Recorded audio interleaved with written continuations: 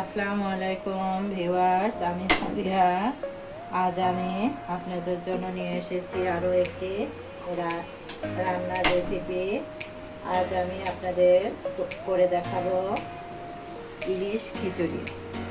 আমরা এই ইলিশ খিচুড়ি আমাদের বাড়িতে সবসময় প্রায় রান্না করে খাই, তাই আমরা খুব পছন্দ করি। আপনাদের সাথে এই রান্নাটা শেয়ার করছি। চলুন তাহলে দেখে নেই আমি কি প্রসেসে এই রান্নাটি করছি। প্রথমে আমি ফ্রাই প্যানে কিছু তেল দিলাম পরিমাণ মতো।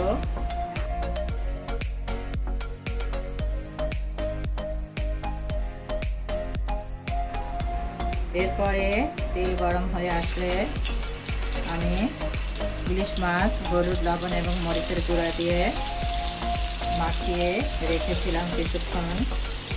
আমি 4 টুকরা ইলিশ মাছ দিয়ে করছি। আমাদের ফ্যামিলি মেম্বার কম, এই জন্য আমি 4 টুকরা নিয়েছি। আর আমি 4 জনের জন্যই রান্না করছি। আপনারা যে কয়জনের জন্য রান্না করবেন সেই কয়জন নিতে পারেন।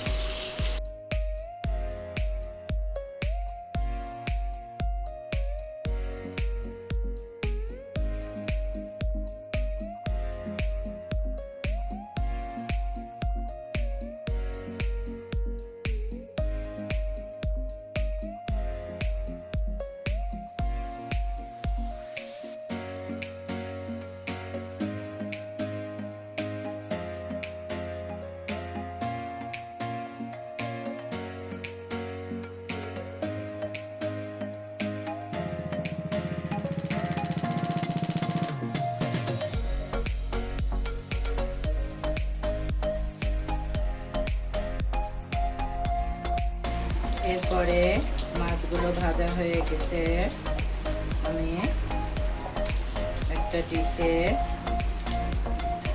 তুলে নিলাম। এরপর আমি তেলে কিছু এই মাছ ভাজার তেলে কিছু পেঁয়াজ এবং কাঁচামরিচ অ্যাড করে দিলাম।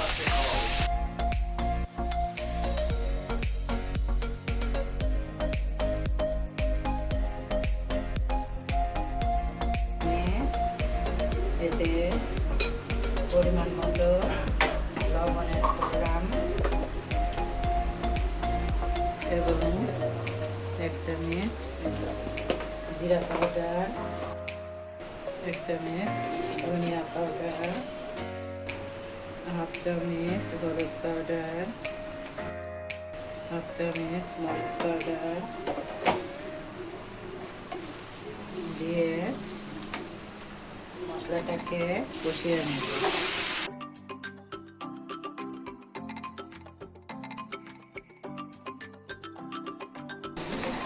এভাবে কিছুক্ষণ মশলাটা কষিয়ে আমি আবার সামান্য একটু পানি অ্যাড করলাম মশলাটা ভালোভাবে কষানোর জন্য।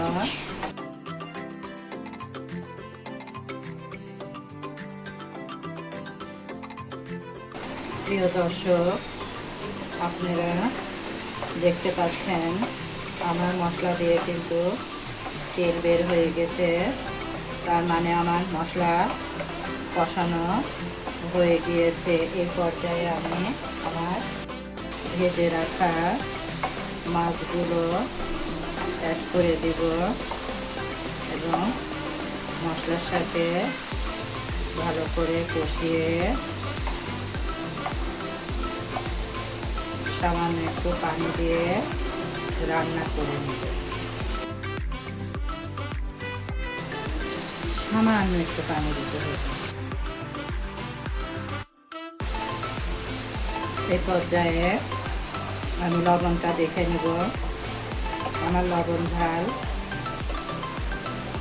একদম পারফেক্ট হয়েছে আমার তরকারি। এরকম একটু তলঘোলা রস থাকতেই, হালকা এরকম ঝোল ঝোল থাকতেই আমি তরকারিটা নামিয়ে নেব। প্রিয় দর্শক, এরপরে আমি একটি নন স্টিকি প্যান দিয়ে তাতে পরিমাণ মতো তেল গরম করতে দিলাম।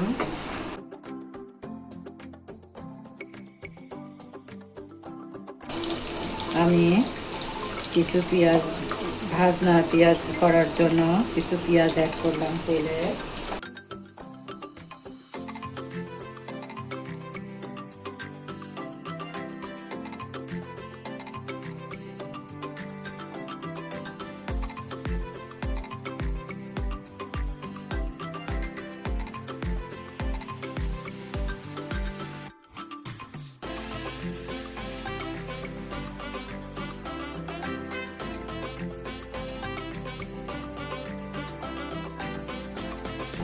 এরপরে আমি পেঁয়াজগুলো ব্রাউন কালার করে তুলে নিলাম একটা পাত্রে, তুলে আলাদা করে রেখে দিলাম। এরপরে এই তেলে আমি গরম মশলা,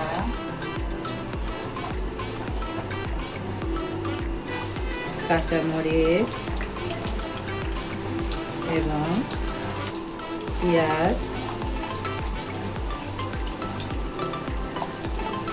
অ্যাড করে দিলাম। আপনারা দর্শক আপনাদের পছন্দ মতো ঝাল ইউজ করবেন। আমি আমার পছন্দ মতো ঝাল ইউজ করলাম। তেজপাতা সব কিছু দিয়ে এখন আমি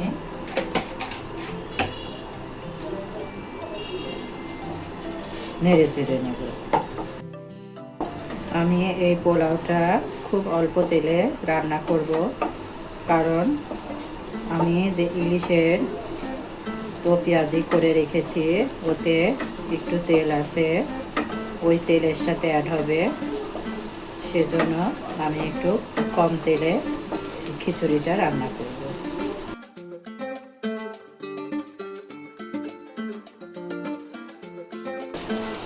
আমি আন্দাজ মতো লবঙ্গ এবং গোলমরিচ দিয়ে দিলাম।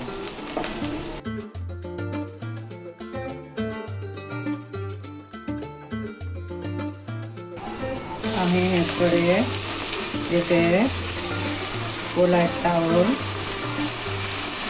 অ্যাড করে দিলাম। প্রিয় দর্শক, আজকে আমি আপনাদের হাফ কেজি পোলার চাউল রান্না করে দেখাচ্ছি যে আমি হাফ কেজি চাউলের খিচুড়ি রান্না করছি, ইলিশ খিচুড়ি। আপনারা আপনাদের ফ্যামিলি মেম্বার অনুযায়ী বাড়িয়ে কমিয়ে করতে পারবেন।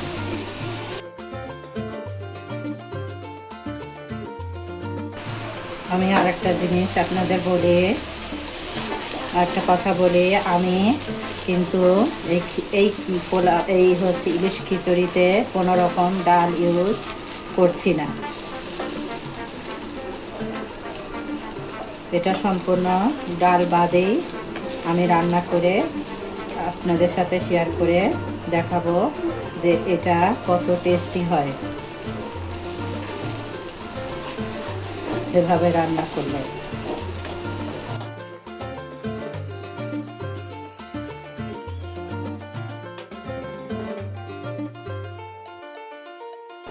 এরপরে আমি এতে 2 টেবিল চামচ আদা পেস্ট এবং 1 টেবিল চামচ রসুন পেস্ট, 2 টেবিল চামচ পেঁয়াজ পেস্ট অ্যাড করে দিলাম। 1 টেবিল চামচ ধনে গুঁড়া, টেবিল চামচ জিরা গুঁড়া, হাফ টেবিল চামচ হলুদ গুঁড়া, হাফ টেবিল চামচ শুকনো মরিচ গুঁড়া, 1 চামচ লবণ। পরে স্বাদ বুঝে আমি আবার লবণ ইউজ করব। এভাবে এখন সব রকম মশলা অ্যাড করে খুব ভালো করে কষিয়ে নিতে হবে। আর আমি আগেই গরম পানি করে রাখছিলাম। আমি যেহেতু হাফ কেজি চাল দিয়েছি সেহেতু আমি যতটুকু চাল দিয়েছি তার ডবল পানি আমি গরম করে আলাদা করে রেখেছিলাম। এখন আমি এর সাথে পানিটা অ্যাড করে দেব।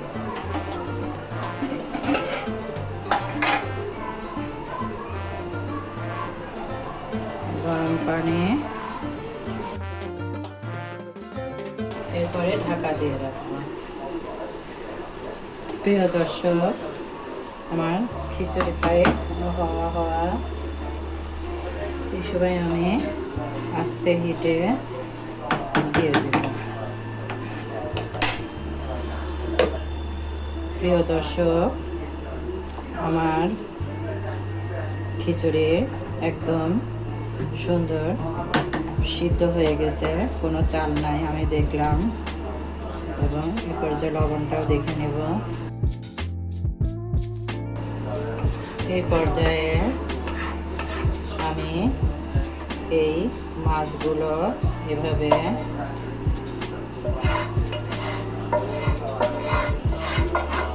সাজিয়ে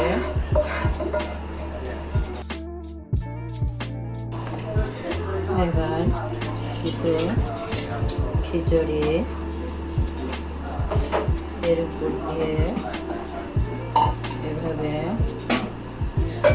সাজিয়ে দিতে এবং এভাবে উপরে পেঁয়াজের বেরেস্তা দিয়ে